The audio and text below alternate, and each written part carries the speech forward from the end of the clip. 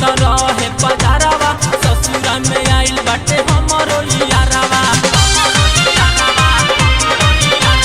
नैहर में रहनी त रहे पजारवा ससुर में आइल बाटे हमरो यारवा मोरा भतरा तो बार बार पूछे ई हवे के अरे ई हवे के ई हवे के अरे ई हवे के ई हवे के अरे ई हवे के ई हवे के अरे ई हवे के ई हवे के अरे ई हवे के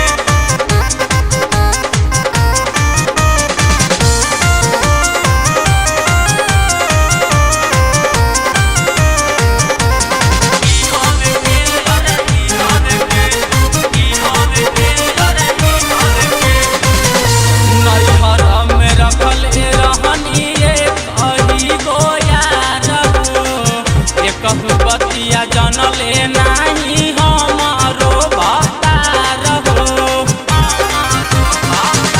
नैहर में रखले रहनी कही गोयार हो एक बतिया जनले नाही हमारो भतार हो सब लोग बार बार पूछे ई हवे के अरे ई हवे के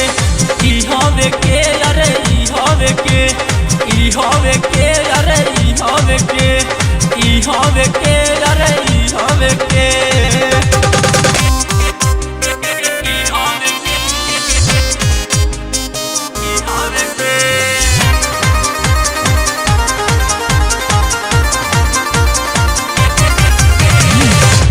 राजेश बेदर्दी हमें हमारो भतार हो